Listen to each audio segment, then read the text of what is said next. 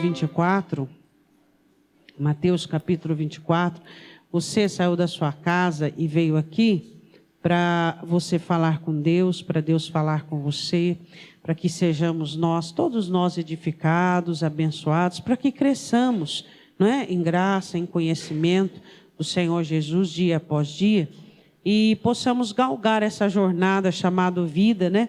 Da qual todos nós queremos, como nós acabamos de cantar, um dia encontrarmos com o nosso Senhor, o nosso Salvador, né? E podermos prostrar diante dele, adorarmos ao Senhor de todo o nosso coração, de toda a nossa alma. Mateus 24, versículo de número 12. E por se multiplicar a iniquidade, o amor de muitos se esfriará.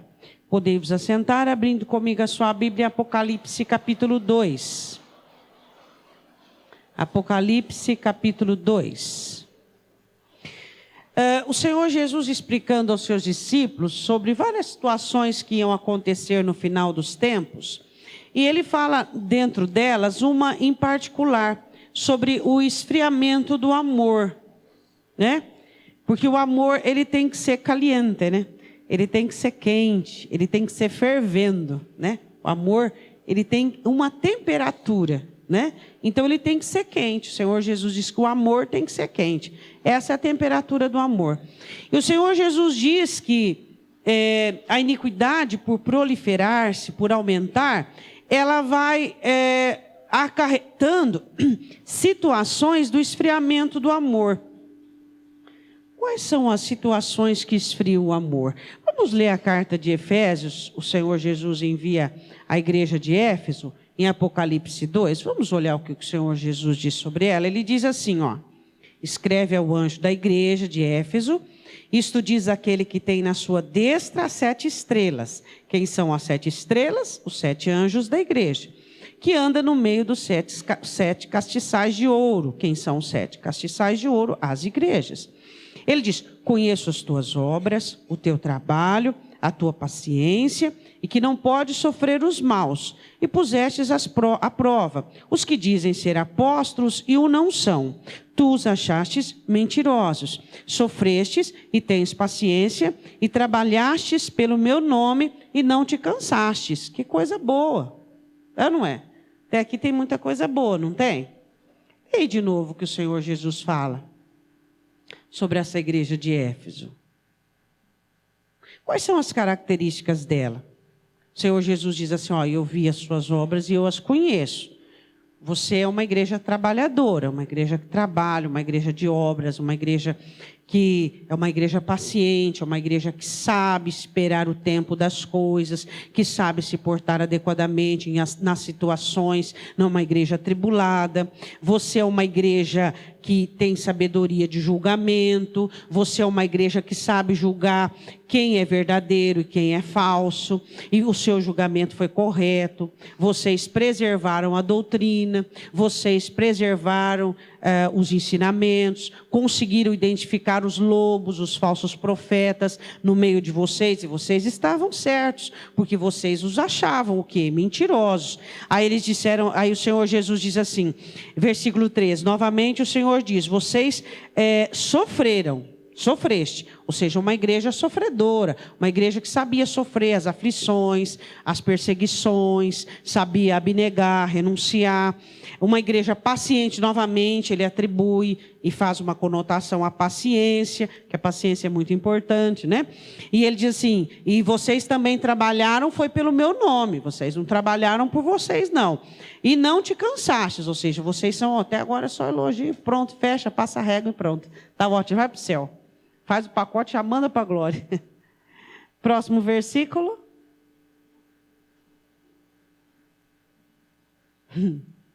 Próximo versículo.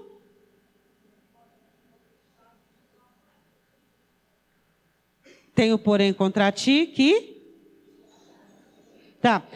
Essa igreja, ela rejeitou Jesus? Ela negou a amar Jesus? Não. Simplesmente ela deixou, ela esqueceu. Ela se ocupou tanto com as outras tarefas que o primeiro amor ficou uma obra esquecida. Então, o pecado dela dela era negligência. Ou negligência, pastora? Eu acho que é o excesso de tarefas. Pode ser. O excesso de exercício. Pode ser. Nem por isso o Senhor Jesus, tanta coisa faz. Tem importância que não tem primeiro amor, amando. É uma igreja que amava Jesus. Amava Jesus. Mas não com o primeiro amor. Aí o Senhor Jesus diz assim, tenho porém contra ti que deixaste o teu primeiro amor. Aí você caiu, isso foi uma queda, você cometeu uma queda. Lembra-te, pois, de onde caíste.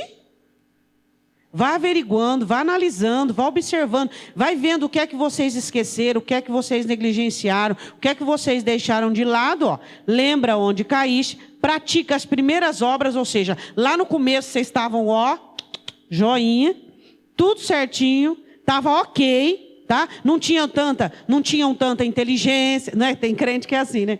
Ele começa no evangelho, ok, salvo, quebrantado, voluntário, afogueado. Aí ele começa a ficar inteligente, pós-graduado, mestrado. Aí ele começa. Na ótica dele, e da instituição, na ótica do Senhor. O Senhor diz, vê onde você caiu e você volta lá no começo, quando você não sabia quase nada, quando você era crente recém-convertido, todo mundo para você era bom, você amava todo mundo, você não tinha prazer em falar mal de ninguém, nada, vai lá, volta lá, primeira obra, é lá que eu te quero.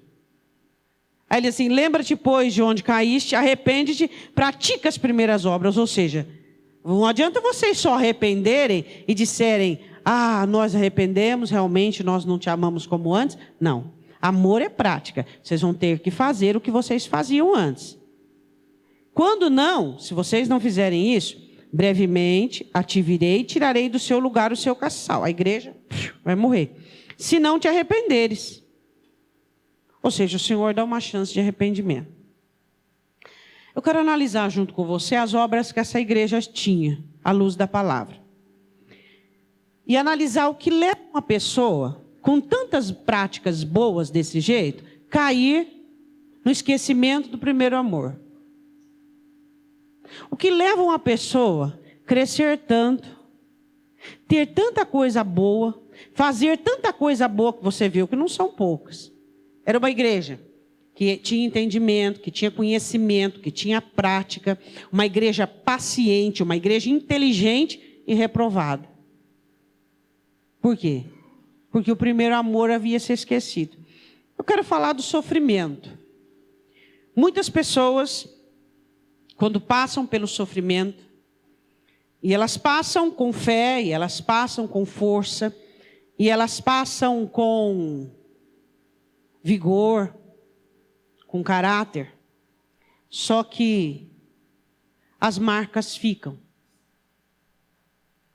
Ela se torna uma pessoa fria, se torna uma pessoa calculista, ela se torna uma pessoa legalista, se torna uma pessoa insensível. E conforme os dias vão passando, você percebe uma certa dureza nela, uma certa dificuldade de sorrir, de ser inocente, de brincar. Eu e você, essa mensagem é para mim e para você, como todas elas. Mas essa mensagem é um aviso tão grande para mim e para você, porque nós achamos que só passar pelo sofrimento e sermos aprovados sem murmurar, sem blasfemar, é o suficiente. A questão é passarmos sem blasfemar e sem murmurar, mas sem perder a paixão e o fogo do primeiro amor. A questão é, eu passei por uma dor, por uma tribulação, por um problema. Eu não murmurei, eu não reclamei, eu não pequei, eu não fiz igual, eu não paguei mal com mal. Mas será que eu estou atravessando isso, conservando aquilo que inicialmente eu tinha? Será que o que eu passei tirou de mim aquilo que Deus construiu com tanto empenho, com tanta dedicação, e hoje nós estamos falando desse amor afogueado, dessa paixão, dessa loucura que nós temos por Cristo? Será que o sofrimento, as dificuldades da vida, as decepções, as angústias que nós passamos, o confronto às vezes com um alheio, com o outro, tem nos feito menos, tem nos colocado menos? Ou será que o nosso amor é inviolável? O nosso amor tem sido intacto? O nosso amor é imaculado? A igreja de Éfeso era uma igreja que ela é pós-graduada em sofrimento. É uma igreja que no sofrimento não pecava. Ela sabia sofrer. Ela tinha conhecimento de sofrimento. Só que ela não se deu conta que ela não pecava no sofrimento, mas ela perdia no sofrimento. É isso que é preocupante. É isso. Conforme nós vamos vivendo os nossos dias, conforme nós vamos passando as nossas experiências negativas, conforme nós vamos sendo levados para situações diferenciadas, será que nós temos perdido este amor inicial inocente, esse amor dependente, esse amor de paixão, que você só vê Jesus na frente? Você não vê o outro, você não vê nada, você só vê Ele, você só o quer. Você não vê ninguém, você não se interessa porque quem fez ou deixou de fazer. Você não está preocupado com quem fez a você ou não fez. Existem pessoas que quando sofrem decepção, quando sofrem ingratidão, elas permitem que isso seja tão agravante dentro delas, que elas mudam com Jesus. Agora, peraí. O que Jesus tem a ver com as decepções que eu sofro? O que Jesus tem a ver com as decepções que você sofre? Mas aí você se dá conta que as suas decepções vão formatando dentro de você um comportamento esquisito, um comportamento frio. Quantas iniquidades de alheios te fizeram mais frio? Quantas pessoas que pecaram e afetaram você de alguma forma? Por meio de traição, de ingratidão, por meio, sei lá, de qualquer coisa, e fez com que o seu amor pelo Evangelho e por Deus se esfriasse. Quantas pessoas estão contaminadas por comportamento alheio? Quantas pessoas estão embaraçadas porque não se lembram, não entendem onde caíram? Onde é que eu falei? Peraí, eu passei pelo sofrimento, eu não murmurei, eu não reclamei, eu não blasfemei, eu não deslizei. Eu fui cuidadoso, zeloso para andar minuciosamente no caminho, mas não se deu conta que aquele arranhão infeccionou você, que aquilo arrancou de você aquela paixão, aquela inocência. Eu quero que você vá comigo em Romanos capítulo 8. É possível? É possível. Romanos 8:35. É possível passarmos pelo perigo, pela espada, por altura, por profundidade. É possível passarmos por situações totalmente alienadas, totalmente distantes de tudo aquilo que nós buscamos, daquilo que nós queremos viver. Romanos 8:35. Paulo faz uma pergunta. Quem nos separará do amor de Cristo? Eu já ensinei para vocês, mas eu vou dizer. O amor é maior que a fé. O amor é maior que a esperança. O amor é maior dos dons. O amor é maior que tudo. O amor leva o cristão a ser santo. O amor leva o cristão a depender de Deus. O amor leva o cristão a praticar obras. O amor leva o cristão a ser cristão. O que nós devemos buscar é o amor. A Bíblia diz assim: quem nos separará do amor de Cristo? A tribulação, Paulo pergunta. A angústia, a perseguição, a fome, a nudez, o perigo, a guerra, a espada. Como está escrito: por amor de ti. Quando você ama Jesus, Não tem sofrimento. Não tem aflição. Não tem dificuldade, tribulação, dor, perigo, que impeça você de enfrentar. Mas você precisa perceber se o seu amor está se esfriando, se o seu amor está diminuindo. Faz uma comparação. Vê se o seu amor por Cristo, no início da sua jornada, é o mesmo. Hoje, quem sabe, você tem uma bagagem maior de experiência. Você tem uma bagagem maior de conhecimento de versículos bíblicos. Você tem uma bagagem maior de experiência, sei lá, de vida, não sei. Mas a sua bagagem de amor, ela está bem apequenada. O que vai adiantar? Ele disse à igreja de Éfeso: o que está adiantando para vocês tantas atribuições favoráveis, se vocês não voltarem à primeira obra, às primeiras obras, se vocês não recuperarem o primeiro amor de vocês, vocês estão reprovados. Paulo diz assim: por amor de ti nós somos entregues à morte todo dia. Todo dia nós estamos dispostos a qualquer coisa, porque o amor nos faz capazes disso. Somos reputados como ovelhas ao matadouro, mas em todas estas coisas somos mais do que vencedores por aquele que nos amou. Paulo está dizendo: nós vencemos a espada, a tribulação, a fome, a peste, a nudez, a traição, a perseguição, todas as coisas, porque o teu amor nos faz fortes. Nós não somos apenas amados, nós amamos. Eu não quero só ser amada por Deus, eu quero amá-lo, porque este é o primeiro e grande mandamento. Nós não temos que objetivarmos apenas o amor, o cuidado, o zelo. Nós também temos que ter como objetivo: eu quero amar a Deus, eu quero que este amor seja digno de quem Ele é. Eu quero amar a Deus com dignidade, eu quero amar a Deus com honra, eu quero amar a Deus de uma maneira integral, eu quero amá-lo de uma maneira absoluta. E Paulo diz: quem pode nos separar deste amor? E ele diz: somos mais que vencedores.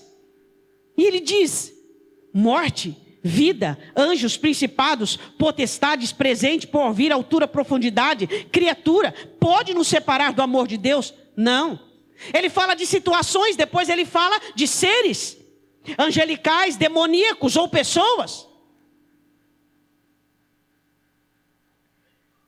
É complicado quando você passa por dores e sofrimento e você começa a apenas identificar como aprovado aquilo que você não fez. Eu queria te fazer uma pergunta: o seu amor por Cristo tem crescido? Tem aumentado? Seu amor por Jesus tem aumentado? Cada dia mais você se vê mais apaixonado por Ele, mais dependente dEle. Você se vê mais desejoso e ansioso por Ele. Que sofrimento tem o poder de tirar de nós o que é nossa herança, o que é nossa riqueza. Por quê? Porque nós podemos perder tudo, mas o que nós não podemos perder é o nosso amor por Ele.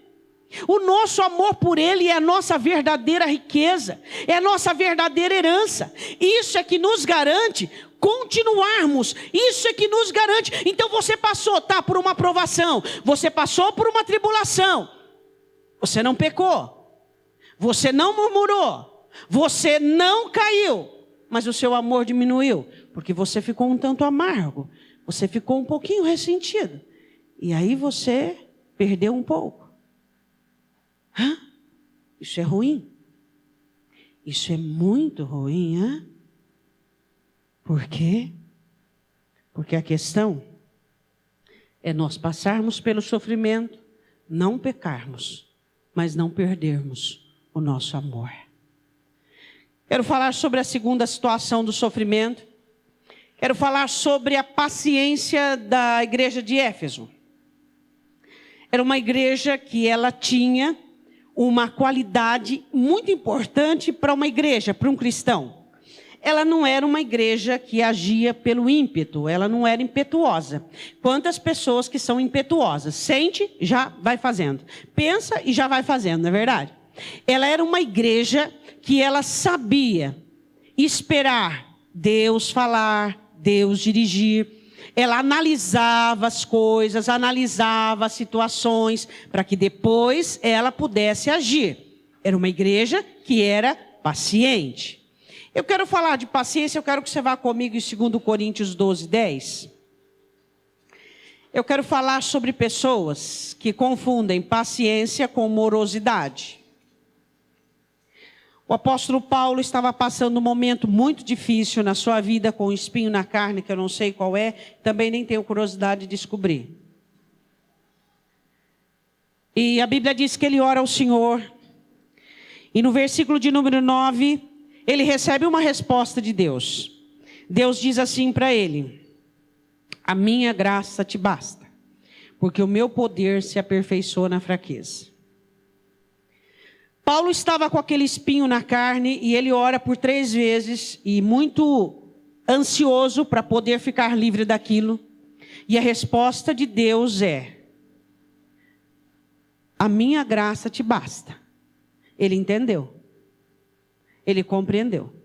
Ele adquiriu paciência. Quando é que a paciência se torna um inimigo do primeiro amor? Do amor verdadeiro? Quando é que as pessoas, por optarem pela paciência, caem na frieza espiritual? Ser paciente é deixar as coisas como estão para ver como é que fica? É isso? Ser paciente é atribuir ao outro a atitude que você tem que ter? É isso? Ser paciente é ver a casa afundando, é ver a sua vida não estar de acordo com aquilo que tem que estar, e você simplesmente ficar esperando que algo inusitado, que algo repentino aconteça. Isso é paciência? Pois é. Esse sinônimo e essa alusão de paciência é o que tem feito com que muitas pessoas percam o amor por Cristo. Por quê? Porque são pessoas que optam pela inércia. São pessoas que cruzam os braços e esperam um anjo descer do céu. Esperam seus nomes serem gravados nas paredes com mensagens divinas e celestiais, para que elas possam tomar uma atitude e fazer alguma coisa. Porque o amor, ele ferve. O amor gera atitude. O amor gera reação. O crente, quando ele está envolvido pelo amor que vem por meio do Espírito Santo, ele é alguém que ele tem atitude. Ele vai e faz. Ele não quer saber se ao olhar dos outros ele vai estar humilhado. Ele não quer saber se ele foi humilhado ontem ou ano passado. Ele não quer saber se a reação dele vai ser alguma coisa que vai ser mal interpretada pelo outro. O amor, ele é fervente dentro dos nossos corações, e ele faz com que nós tenhamos ações, atitudes. A igreja de Éfeso, a paciência dela havia contaminado o amor. Ela tinha uma qualidade muito grande de ser paciente nas dificuldades, nas situações, no julgamento, Só que, infelizmente, ela começa a atribuir essa paciência no relacionamento com Cristo. Isso se torna moroso, devagar, letárgico, uma paradeira miserável. Queria fazer uma pergunta para você. Sua vida está uma paradeira, espiritualmente falando? Pastor, eu estou passando por uma crise. Quanto tempo que está essa crise? Quanto tempo que vai durar? Você não percebe que isto não é uma crise? Sua alma já se adequou a esse comportamento. É essa paradeira, é essa situação que não chove, não molha. Não é nem frio, nem quente. A igreja de Éfeso estava passando por isso. A questão é, eu e você precisamos entender, compreendermos que o nosso amor deve gerar obras em nós. O nosso amor deve gerar reação, deve gerar atitude. Paulo, quando ele ora e pede a Deus, Senhor, me livra, ele recebe uma resposta. O que ele diz no versículo 10? Por isso, sinto prazer nas fraquezas, nas injúrias, nas necessidades, nas perseguições, nas angústias, porque quando estou fraco, sou forte. A questão é, você vai se deparando com suas falhas, você vai se deparando com as suas fraquezas, você vai se deparando com as suas debilidades, e aí o seu amor vai se esfriando, e você vai confundindo tudo, e você vai aceitando as suas fraquezas como lei absoluta, você vai aceitando as suas limitações como regra geral, e aí você vai dizendo, eu sou falho mesmo, eu sou fraco mesmo, e eu tenho muitas fraquezas, e o Espírito Santo intercede pelas minhas fraquezas, e eu sou assim, 2 passos para frente e 3 para trás, e a minha vida não muda, e você não percebeu que o seu amor por Cristo se esfriou. Paulo diz, eu tenho prazer e alegria quando eu passo por situações que me revelam a minha humanidade, porque eu aprendi que quando eu estou dentro das minhas limitações, quando eu estou dentro das minhas fraquezas, não está falando de pecado, ele estava falando de limitações, eu consigo entender o que Deus é para mim e quem Deus é para mim, porque quando eu estou fraco, eu sou forte no Senhor. Isso é o amor que faz você ser confrontado com suas misérias, com suas mazelas, e você não se ensoberbece, e você se humilha diante dele, e você diz, é isso aí, Senhor, é por isso que eu preciso de ti, é por isso que eu preciso da sua misericórdia, é por isso que eu preciso da sua graça, e eu vou mudar nisso, naquilo e naquilo outro, porque o amor fervilha dentro dos nossos corações, nos impulsionando a atitude. Quantas pessoas, porque foram decepcionadas por si mesmas, cometeram deslize na vida, fracassaram, cometeram um erro, elas não conseguem se levantar onde caíram, elas não conseguem permitir que o amor por Cristo fervire dentro delas, elas não conseguem permitir que aquele amor venha gerar essa alegria, esse prazer em não ser. Paulo tinha alegria em não ser, porque Jesus é tudo. O amor faz isso. O amor faz com que você fique feliz quando você não é. Faz com que você fique feliz quando você não pode. Faz você feliz quando você não consegue. E aí você olha para ele e diz assim, Senhor, eu sinto alegria, porque eu estou diante da minha limitação. Eu estou diante do que eu não posso. E eu consigo entender que é o teu poder na minha vida. É o teu poder, Senhor. É só o teu poder. Eu quero dizer uma coisa para você. Se um dia você ficou frustrado com uma atitude sua ou dos outros, e você não se levantou, e você não tem forças para se levantar, sabe o que é? É o seu amor que se esfriou. É o seu amor por Ele. Não adianta você buscar fé, não adianta você buscar esperança, não adianta você buscar dons, cargos ou oportunidades. É o seu amor por Ele. É o seu amor. O amor que nos faz aceitarmos a vileza. É o amor que nos faz aceitarmos começar de baixo, começar de novo.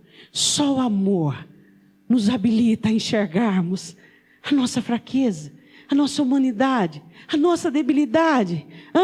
E não nos ofendermos. Não ficamos ofendidos, não ficamos abatidos, porque somos assim, somos falhos, somos frágeis, somos débeis, somos humanos. Então, nós olhamos para Ele e dizemos, Senhor, eu sinto alegria e prazer quando o Senhor me mostra, por A mais B, que eu sou falho, que eu sou fraco, e eu me alegro nisso. Por quê?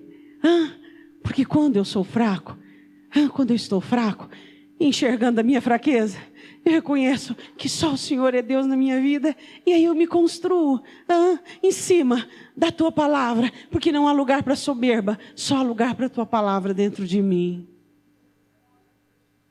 Muitos perderam o primeiro amor, porque não conseguiram passar pelo confronto, passar pelas verdades íntimas, e continuarem amando Jesus, mesmo quando não são. Existem pessoas que conseguem amar Jesus só quando estão prósperos, saudáveis, felizes,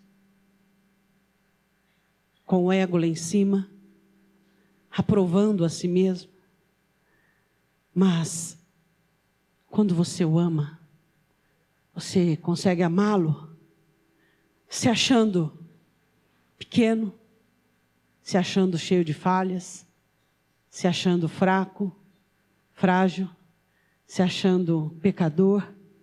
E você olha para ele e você diz assim: eu te amo. Eu não preciso me sentir alguma coisa para que eu possa te amar. Eu te amo mesmo sabendo que eu sou. Eu te amo mesmo sabendo que eu não posso. Eu te amo mesmo sabendo que eu não consigo. Eu só te amo. E aí esse amor cresce. Mas por que alguns de nós, quando passamos por tais situações, quando somos confrontados com as nossas mazelas, com as nossas misérias, o amor se esfria. O amor se esfria como se fosse a minha perfeição, como se fosse a sua, como se fosse o que nós fazemos. E Paulo entendeu que a graça de Deus é que basta. Será que nós somos aprovados quando somos confrontados com as nossas falhas e debilidades e nos humilhamos e dizemos: sim, Senhor, sim, Senhor, sim. Eu sinto alegria nas fraquezas, aflições e debilidades, quando vejo as minhas limitações e o que eu não posso, porque eu te amo, Jesus. O meu amor gerará obras.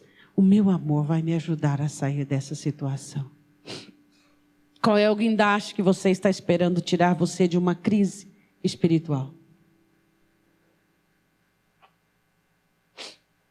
É o amor que nos tira da frieza, de toda a crise espiritual. Outra situação, 2 Coríntios capítulo 5. Eu quero falar sobre algumas pessoas que não conseguem entender que Deus é bom e que nada que Deus faça ou por mim ou por você é comparável ao que Ele já fez.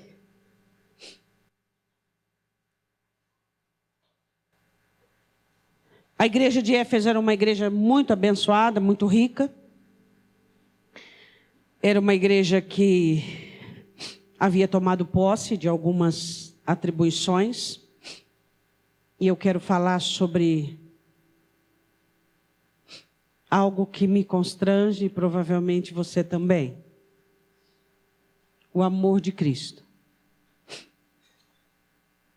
Toda vez que Deus te abençoa, toda vez que Deus te faz bem, toda vez que Deus prospera alguém, toda vez que Deus faz alguém crescer ou adquirir alguma coisa, é para que essa pessoa o reconheça e se torne cada vez mais dele. Eu te dou o melhor para poder te ter. Vem para mim, está vendo como eu cuido da sua vida? Vem para mim, eu cuido da sua vida. Eu cuido de você. Nada vai te faltar. A vida tem tirado muitas pessoas do verdadeiro amor. E eu digo uma coisa para você, que nada equipara-se ou equivale ao amor de Cristo. Nenhum tesouro desta terra, nenhum bem, nenhuma pessoa, nenhum amor, nada. O amor do Senhor Jesus é tudo. É tudo. Por que algumas pessoas, eu gostaria que você respondesse, quando elas estão passando por dificuldades, elas não têm tudo o que desejam, elas amam mais. E algumas pessoas, quando elas começam a ter de Deus o melhor, elas amam menos. Essas mesmas pessoas. Por que nós, às vezes, fazemos das coisas que Deus nos deu, como o Senhor diz em Jeremias, em Oséias, amantes do Evangelho? Nos tornamos e somos fazedores de amantes. você começa a deixar de amar Jesus como deveria, e você começa a distribuir o seu amor, colocando o seu coração. Aí eu vou melhorar para você entender. Existe alguém ou algo que você mais ama do que Jesus? Tá, todos nós dizemos não. Mas vamos agora na administração, na exegese do fato.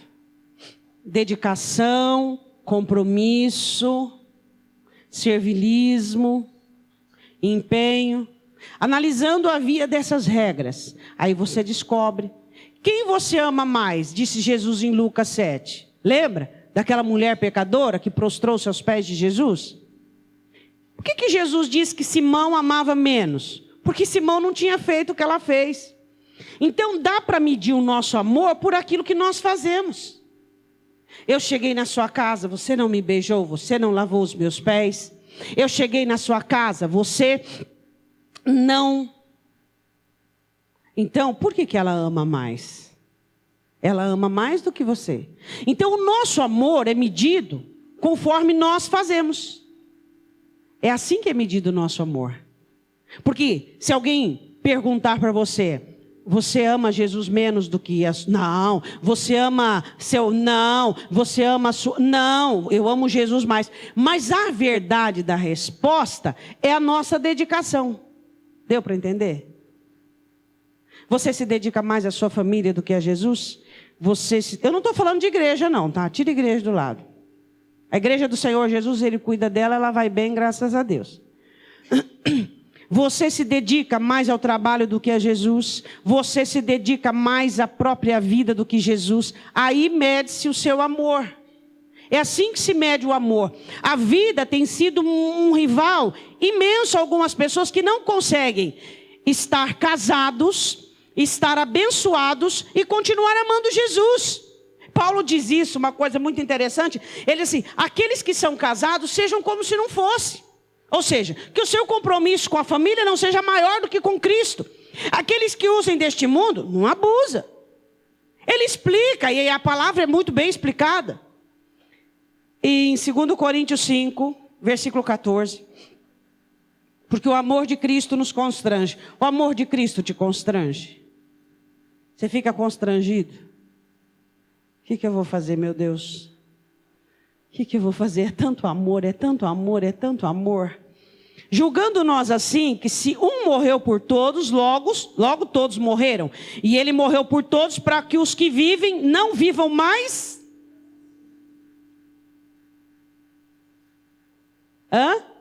Não vivam para si. Em primeiro lugar não está você. Em primeiro lugar não está eu. Em primeiro lugar está Ele. O que Ele gosta, o que Ele quer, como Ele quer que seja feito, como Ele quer que eu viva.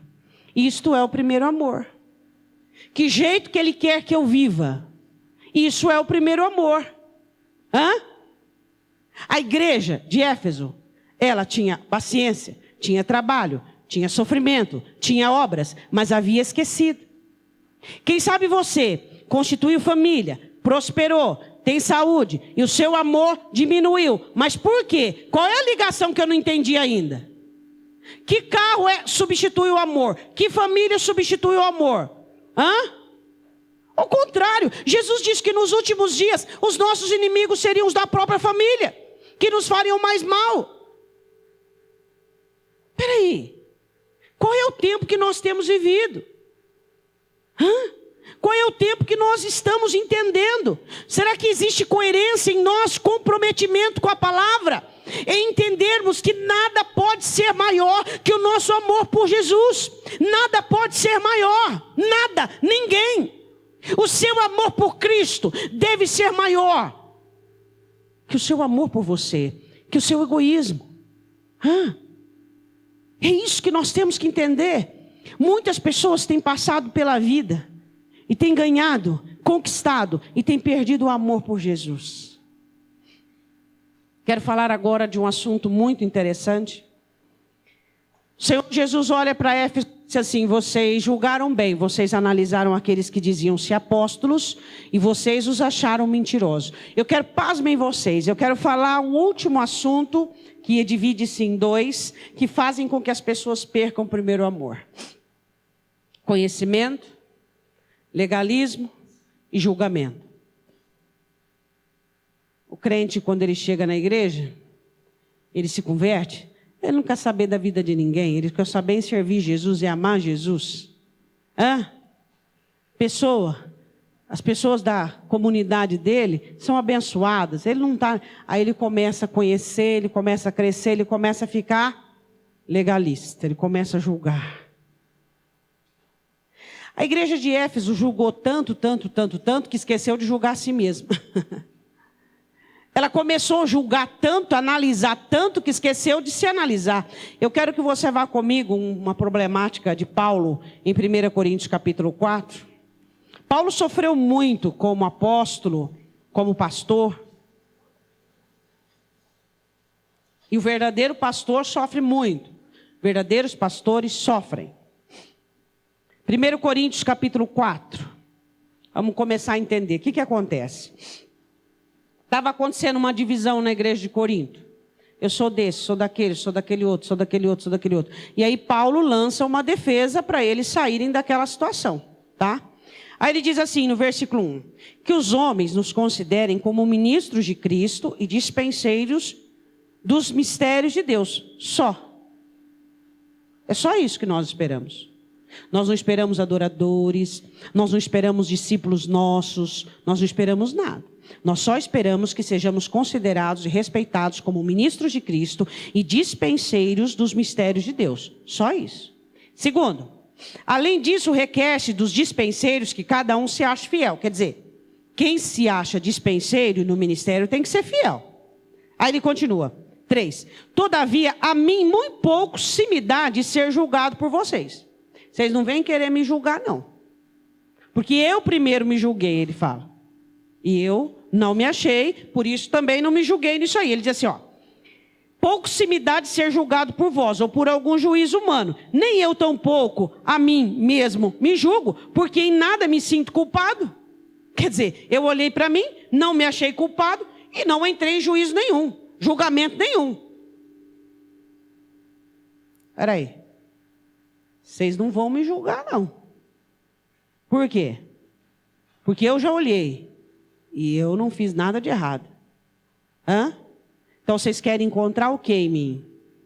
Aí ele continua. Versículo de número 6. E eu, irmãos, apliquei estas coisas por semelhança a mim e a Apolo, por amor de vós, para que nós aprendais a não ir além do que está escrito. Não crie confusão, não crie contenda. Não vos ensoberbecendo a favor de um contra o outro. Cheia de partidarismo, cheia de situação, de inclinação. Eu sou desse, eu sou daquele, esse é bom, esse fala certo. Mas esse prega esse assunto bem. Era isso que estava acontecendo. Aí ele diz assim, então vocês parem com essa situação. Tá, pastor, até agora não está... Mas calma que nós vamos chegar lá. Versículo 7. Aí ele diz assim para a igreja: porque quem te faz diferente? E que tens tu que não tenhas recebido? Ele olha para a igreja de Corinto, ele diz assim, espera aí um pouquinho. Vocês estão ensoberbecidos, se achando que vocês são a maior igreja, a igreja melhor. Espera aí. Quem que fez vocês diferentes? Porque era uma igreja cheia de dons, era uma igreja abençoada. E o que vocês têm que não tenha recebido?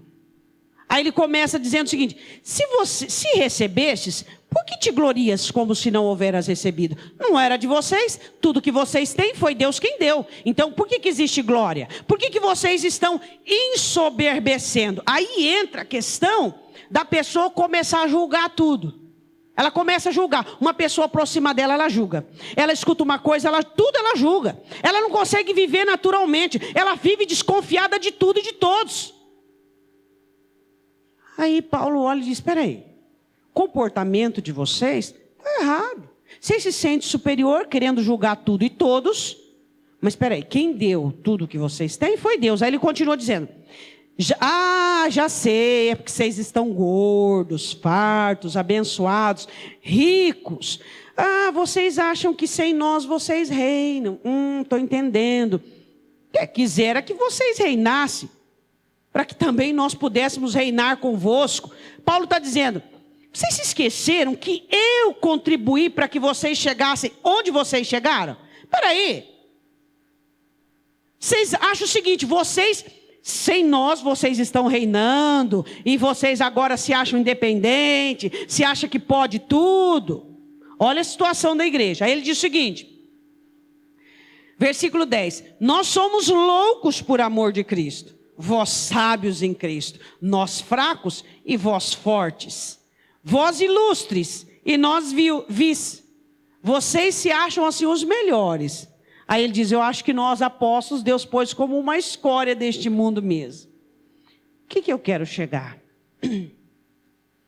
Eu quero chegar naquele crente que ele acha que o conhecimento que ele tem do Evangelho, assim como a igreja de Corinto, substitui o amor que ele tem que ter por Jesus. Cristãos que acham que porque receberam um dom de Deus, porque tem um cargo na igreja, eles se esquecem que o amor é insubstituível. Tem gente que vai para o inferno com cargo, com dom, porque deixou de amar. Deixou de ser dependente, deixou de ter o calor do fogo do Espírito. O apóstolo Paulo diz em Romanos que nós recebemos o amor por meio do Espírito Santo, que é dado a nós, e o amor de Deus é derramado em nossos corações pelo Espírito Santo. Romanos 5:5. Eu só posso amar Jesus por meio do Espírito Santo. E o que ele diz em 1 Tessalonicenses? Não apagueis o Espírito, não apagueis o Espírito, não extingais o Espírito. O Espírito Santo é que acende, que permite que a chama do amor fique acesa.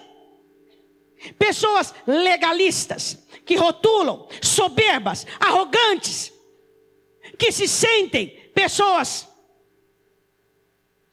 mais elevadas, mais altas, como a igreja de Corinto. Se sentia a igreja poderosa, que já havia alcançado dons, riqueza, cargo, que agora estava numa posição de julgar, dizendo Paulo, Apolo, não, Pedro. Você parou já para prestar atenção? Que se você examinasse você e julgasse você, você não julgaria os outros? Existem pessoas que rotulam, que massacram, que acabam com os outros. Por quê? Porque não tem autovisão, não consegue se enxergar. Você vê um defeito no outro, você tem 10. Você vê 2 defeitos no outro, você tem 20. É isso que a palavra de Deus quer que nós entendamos. Que quando você se dá por ser um legislador, aquele que julga, aquele que aponta o erro do outro, pasmem vocês, mas tem pessoas que quando conversa com você, ela fica te analisando só para te julgar. Quando ela te escuta, ela fica te analisando só para te julgar. Ela fica observando, para depois pegar situações e questões na entrelinhas, e tecer isso como um comentário, como um deboche, como para defender uma tese dela. Agora, quem nos intitulou juiz de alguma coisa? Legisladores? Porventura nós somos formadores de opiniões? Não, nós somos discípulos, servos, nós somos filhos de Deus, porque nós não formatamos opiniões, nós seguimos a verdade, que é Cristo em nós, esperança da glória. Uma das situações da igreja de Éfeso é que essa igreja, ela tinha uma logística, uma administração tão exata, que ela conseguia olhar e analisar e pôr à prova aqueles que se diziam apóstolos, e ela conseguiu desmascará-los. Só que ela não entendia que conforme ela fazia isso, ela ia se tornando calculista, julgadora, legalista, e esqueceu o primeiro amor. Cuidado Cuidado quando você se posiciona a julgar pessoas. Você sabia que existem pessoas que ouvem a palavra como tipo assim, analisando? Igreja de Corinto. Vou analisar, vou ver o que me serve. Hã? O quê? O que é? Hã? É a palavra de Deus. É a palavra do Pai. Hã? É a palavra edificadora que salva, que santifica. Hã? Que analisa tudo, que julga tudo, que condena tudo. Se eu der conta da minha vida, chegar no final da minha vida, e eu tiver dado conta da minha vida, eu serei a pessoa mais vencedora da face dessa terra. E é você também. Nós não temos que nos importar ou que darmos conta da vida alheia, da vida dos outros. Existem pessoas que conversam com você. Se ela não falar no nome de uma outra pessoa, o assunto não está bom. Ela não consegue falar dela. Ela não consegue falar, sei lá, do tempo, da chuva, do sol, não sei. O assunto dela é de uma outra pessoa. Isso é pobre. Aí Paulo continua dizendo assim no versículo 18. Mas alguns andam ensoberbecidos, como se eu não houvesse de ir ter convosco. Eu vou aí particularmente. Aproveita que eu estou mandando carta, porque quando eu chegar aí não vai sobrar um de pé, ele estava dizendo. Aproveita que eu estou mandando cartas. Quando eu chegar aí não vai ficar um de pé. Cuidado. Quando você começa a rotular pessoas, julgar pessoas, o seu amor por Cristo se esfriou. E você começa a apontar o defeito de um, apontar o defeito do outro. Porque se você não ama Jesus como deve, como é que você vai amar os outros? Aí Paulo diz assim, mas em breve irei ter convosco. Se o Senhor quiser, então conhecerei não as palavras dos que andam ensoberbecidos, mas o poder. Hã? Eu quero que você trabalhe obras. Volte comigo em Mateus, capítulo 24, 12. Agora eu vou ler o 13 com você. Cuidado quando você se acha aprovado, só que você passou pelo sofrimento, pela vida, pelas bênçãos, você passou pela paciência, você se tornou inteligente. O que adianta ser inteligente e não amar Jesus como deve? O que você prefere?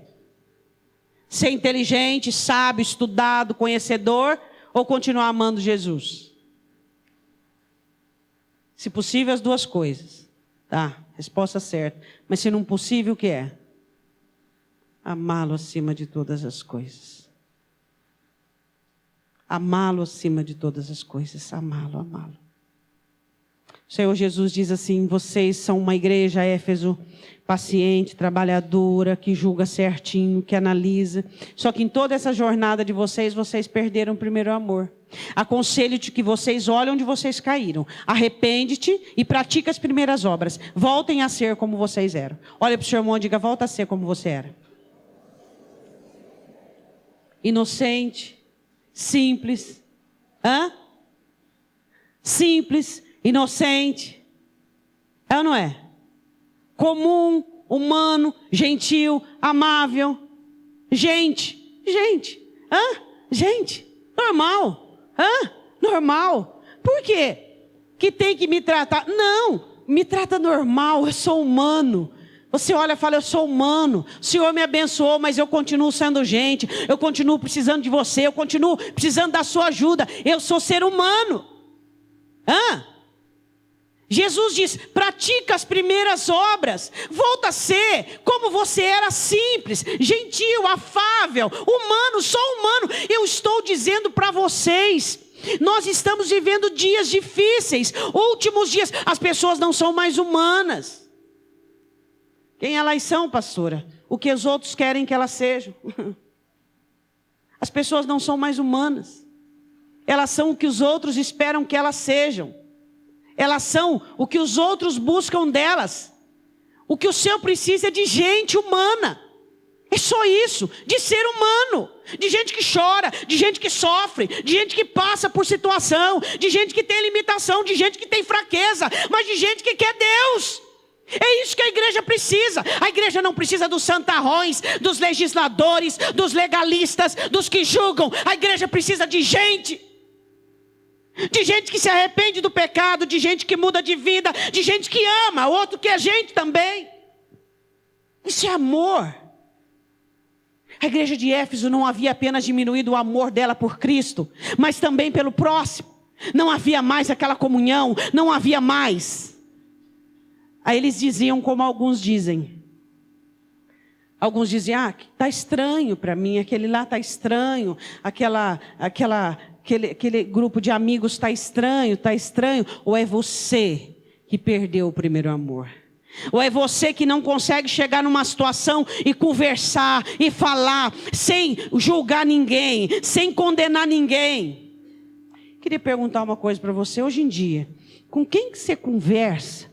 Assim, abertamente, livremente, sem receio, sem questão de falar o que vai julgar, o que vai pensar, o que vai me analisar.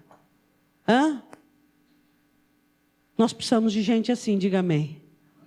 Precisamos de gente que conversa, troca ideia, que fala, que é normal, natural, humano, simples. É ou não é? A Bíblia diz assim, em Mateus 24, 12. E por se multiplicar a iniquidade, o amor de muitos se esfriará. Mas não precisa ser assim, amém? Mas aquele que perseverar até, será? Então diga, tem que chegar até o fim. Pois é, tem que amar até o fim. Tem que amar, tem que ser apaixonado até o fim. Pastora, como eu consigo fazer isso no sofrimento? Não perdendo o seu amor. Não perdendo a chama do amor. Paciência. Não transforme a imorosidade. Tem atitudes. Haja agora, hoje. Faça o que tem que fazer. Vida. Não se apegue a nenhuma bênção. Trabalho, obras, cuidado para você não ficar impressionado. Porque a igreja de Corinto dizia, nós somos a igreja mais produtiva que tem todos os dons. Cuidado quando você trabalha para Jesus e esquece de amá-lo. É ou não é? Que adianta? Você vem, serve, faz, mas cadê amor? Ele quer o amor. Ele não quer uma obra vazia. Ele quer que aquilo que eu faça seja fruto do amor. É isso que ele quer. Não o contrário. Ame Jesus. Ele quer isso. Ele quer que você o ame. E fique tranquilo que Ele mesmo vai te habilitar e te capacitar para que você faça o que tem que fazer. Aquele que amar até o fim será salvo. Queria que você fechasse os seus olhos. Queria que você olhasse para você. E você pudesse se ver e se enxergar. Como está o seu amor por Ele? Como está a sua paixão? Quem sabe na sua vida você passou por decepções, por frustrações. Quem sabe você foi magoado. Quem sabe você foi ferido, traído. E você inconscientemente atribuiu tudo isso ao seu amor por Jesus. E você foi ficando cansado. Ficou decepcionado com um, decepcionado com o outro. E aí você hoje se vê com seu amor frio. O Senhor Jesus está aqui nesta noite, dizendo para você que Ele te dá do Espírito, para que o Espírito Santo de Deus acenda a chama do verdadeiro amor no seu coração. O Senhor Jesus dá a direção de como restauramos tudo isso. Vê onde você caiu, vai lá, busca. Foi uma decepção com algum líder, foi uma decepção com um cônjuge, com um filho, foi uma decepção, foi uma dor, foi um sofrimento. Vasculhe agora. Vasculhe. Peça perdão a Deus, fala, Senhor, o que é que o Senhor tinha a ver com aquilo? Nada.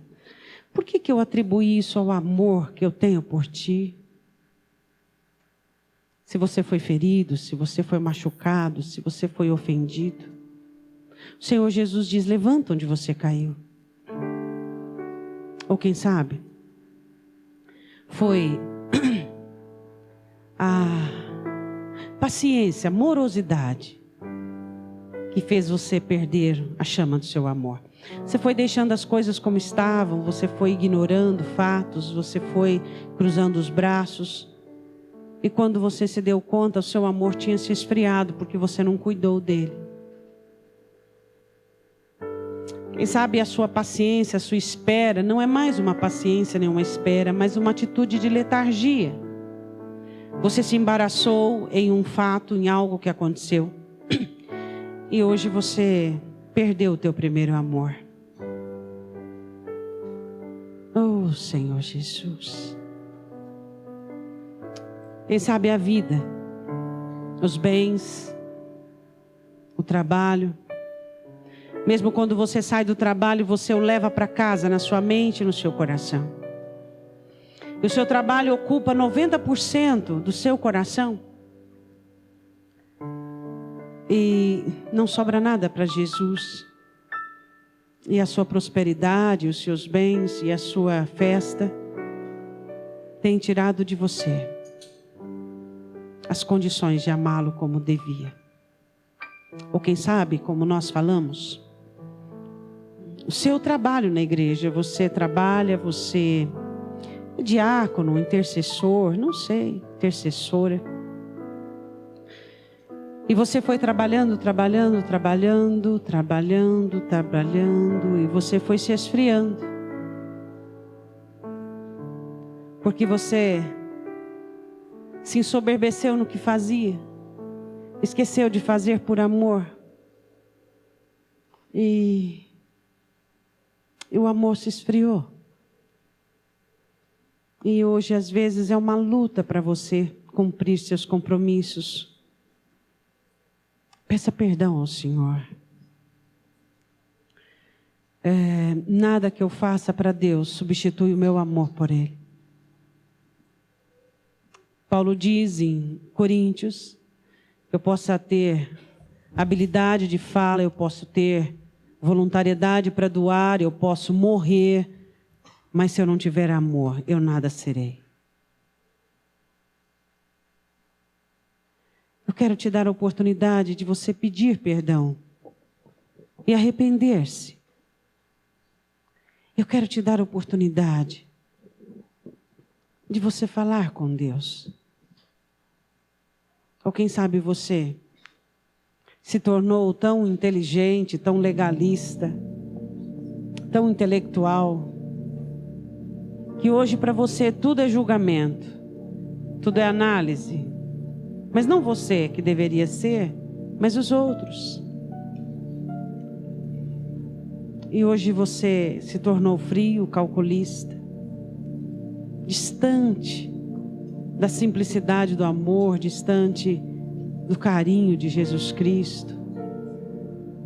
Eu concordo com você que algumas feridas são piores do que as outras.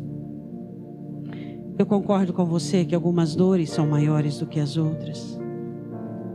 E principalmente quando uma acontece sucessivamente à outra, elas são simultâneas. Eu sei que é difícil. Mas aí você olha a sua fé e a palavra sustenta. E aí você olha a sua força. E aí você vai cuidando de tudo. Como uma casa, sabe? Quando dá uma chuva bem forte e ela está com algumas telhas quebradas, então você acode um móvel, acode outro. E aí você se esquece de acudir o amor. E aí você se esquece que sem o amor não vale a pena sair daquela situação. Sabe? Às vezes algumas situações são muito doloridas para nós. Tanto para mim quanto para você. Mas sabe também que Deus não permite que passemos por situações sem nos dar o escape, sem nos ajudar antes. E durante e depois.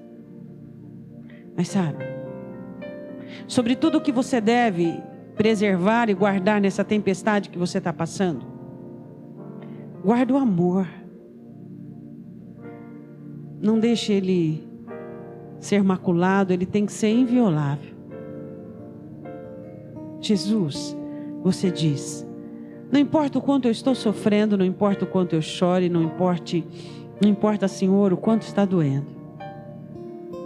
O amor tem que permanecer, crescer e frutificar. Eu posso estar sem ânimo, posso estar com a minha fé um tanto abalada, posso estar com a minha força um tanto fragilizada, mas o meu amor por ti, eu preciso cuidar dele. Porque senão toda luta é vã, Senhor. Toda batalha é vã. Se você não cuidou desse amor, e você permitiu que ele fosse arranhado, diminuído, maculado, hoje é a sua oportunidade. Eu já passei por várias situações na minha vida, e de todas as virtudes que eu tenho dentro de mim por conta do Espírito, a maior delas é o amor. E eu sempre disse uma coisa ao Senhor: Senhor, o que eu não posso perder é o amor por ti. O que eu não posso perder é a minha paixão pelo Senhor. As outras coisas, elas vêm e vão, mas o amor eu não posso. Eu quero dar a oportunidade de você, com os olhos fechados, você falar com Deus. Oh Deus, nós desejamos amar-te mais.